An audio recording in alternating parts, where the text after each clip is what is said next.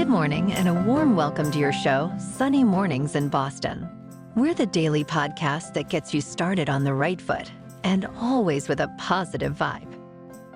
I'm your host, Melissa, and it's Thursday, February 8th. You'll be interested to know, today is Fat Thursday.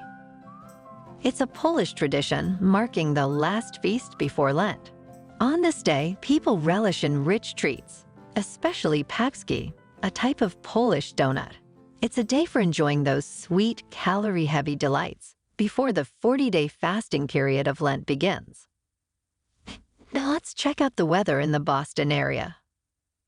This morning, it feels like 25 degrees with 4-mile-per-hour wind. Tonight, the sun will set at 5:06 p.m., and it will rise again tomorrow at 6:49 a.m. It looks like we're in for some sun, with a high near 43 and light wind. Tonight, increasing clouds with a low around 29 and southeast wind around 6 miles per hour. Looking ahead in the weather, we'll see partly sunny days with highs near 49 on Friday, 58 on Saturday, and 51 on Sunday. Nights will be mostly cloudy with lows around 37 to 41 degrees. Expect consistent southwest and west wind. Hey, it could be worse. Bonjour, food enthusiasts. This podcast is brought to you by Versailles Cafe and Pastries in Encinitas. Nestled on El Camino Real South, just north of Encinitas Boulevard, this cafe is a haven for culinary delights. Indulge in their amazing Eggs Benedict or their gluten-free crepes. You can grab a panini for lunch or just breeze on through to get your morning coffee. They are open every day from 8 to 5. So stop on by and don't forget to tell them Sunny Morning sent you. In local news, 46 years ago, this week, the blizzard of '78 struck the Northeast, particularly impacting the city of Boston. It dumped over 30 inches of snow, paralyzing the area for a week.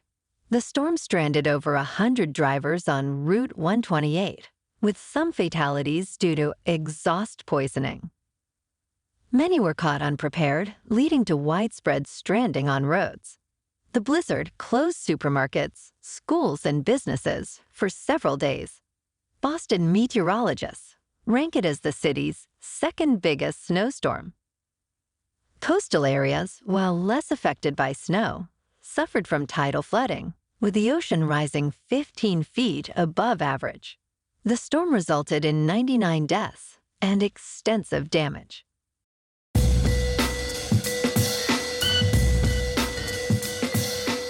Now on to sports. Tiger Woods, the celebrated 15-time major champion, has officially announced his return to the PGA Tour. He will be participating in the Genesis Invitational next week, an event he hosts. This marks his first PGA Tour appearance since withdrawing from the 2023 Masters Tournament. Woods has undergone several surgical procedures since then, following a serious car crash in 2021. Despite concerns about his career's continuation, recent performances, including an 18th place finish at the Hero World Challenge and a tie for 5th with his son Charlie at the PNC Championship, have showcased his readiness to compete. Riviera, where Woods will play, is a course he's familiar with, but has never won it, despite having a runner-up finish and 3 top 10s there. In the NBA last night, the Celtics beat the Hawks 125 to 117. In a remarkable game, Al Horford, at 37 years of age, showcased an exceptional performance reminiscent of his younger days. His stat line included 14 points, 8 rebounds, 8 assists, 4 blocks, and 2 steals. Notably, Horford set an NBA record as the oldest player and the first big man to achieve over 10 points, 8 rebounds, 8 assists, 4 blocks, and 4 three-pointers in a single game. Celtics coach Joe Mazzulla lauded Horford's consistent impact, and teammate Derek White praised his on- and off-court contributions. Horford, maintaining his humility, focused on the team's success. In top news, learning to play the piano significantly alters brain activity, particularly in areas related to memory, sensory processing, and movement. This was revealed in a 26-week study by a team at the Nenki Institute of Experimental Biology in Poland. They observed 24 individuals learning piano, noting initial increases in brain activation in regions like the cerebellum, parietal cortex, hippocampus, and basal ganglia. However, as proficiency grew, this activity decreased, indicating optimization of neural processes. This change was especially noted in the motor cortices. The study suggests that learning an instrument, like the piano, not only involves acquiring the skills, but also involves complex, evolving brain activity patterns. In the stock market, Palantir Technologies is capturing attention in the stock market. The company recently surpassed its 50-day moving average, indicating a potential bullish trend. This technical milestone is significant as it often signals a shift in market dynamics. Over the past month, Palantir shares have risen by 33%, reinforcing investor confidence.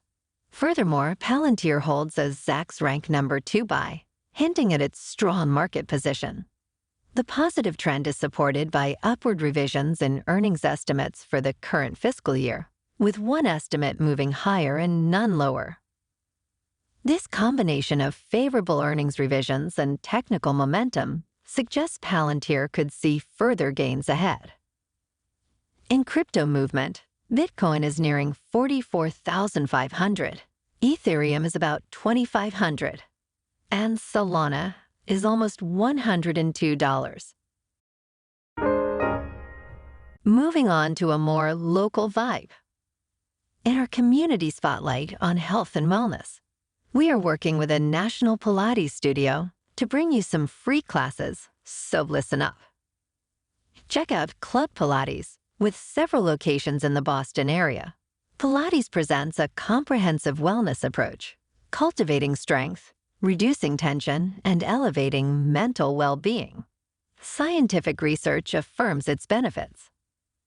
So now you can check out Club Pilates for a free class. With locations in Canton, Wellesley, Hingham, Brookline, and Framingham, just be sure to tell them Sunny Morning sent you by. And now, back to the show. Let's talk science. Bioengineers are on the cusp of a significant medical advancement by potentially breaching the blood-brain barrier. This barrier is a protective layer that filters substances from reaching the brain. The University of Pennsylvania's research team has developed a groundbreaking model using lipid nanoparticles to transport messenger nucleic acid through this barrier in mice. This innovative approach could transform the treatment of neurological disorders like Alzheimer's, seizures, brain cancer, and strokes. The method involves crafting fat-soluble substances that can penetrate the barrier, carrying crucial elements like proteins and antibodies. Although in its early stages, this research signifies a major leap in targeted drug delivery, potentially extending beyond brain treatments to address other protected areas of the body. And in entertainment news, Jonathan Banks, known for his role in the original 1984 Beverly Hills Cop, recently shared his thoughts on the sequels of the franchise. Despite the 1987 and 1994 sequels seeing declining critical reception and box office performance, Banks admitted he hasn't watched them. He praised the original film, directed by Martin Brest, for its originality but expressed skepticism about the sequels. Banks highlighted the tendency of the film industry to produce remakes and sequels, suggesting the exploration of undiscovered gems. The upcoming Beverly Hills Cop on Netflix revives the franchise, with Eddie Murphy returning in the lead role. sparking curiosity about its potential to revitalize the series and break its streak of negative sequel reviews. Well, alrighty folks, it's time for the quote of the day. And today, our quote comes from Julia Childs. Always remember, if you're alone in the kitchen and you drop the lamb, you can always just pick it up. Who's going to know? Oh, Julia. And that's a wrap for this morning. Remember to stay tuned tomorrow for more news and updates. Have an amazing day, my good friends.